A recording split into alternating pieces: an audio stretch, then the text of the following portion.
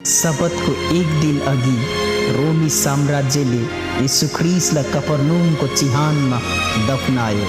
सप्ताहको तेस्रो दिन स्वर्गबाट स्वर्गदूत धरतीमा ओर्ली आए र रोमी साम्राज्यको मोहरलाई तोडेर पत्थरलाई हटाए, किनकि प्रभु येशू ख्रिस्ट मरेकाबाट बौरी उठ्नु भएको थियो।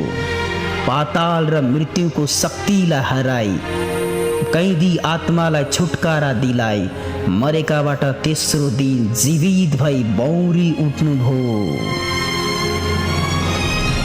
र सारा मानव जातिको पापको मूल्य चुकाएर र धरतीमा अन्धकारको शासक शैतानको शिर कुचलेर स्वर्ग चढी जानुभयो र पिताको दाहिनी बाहुलीमा विराजमान हुनुभयो।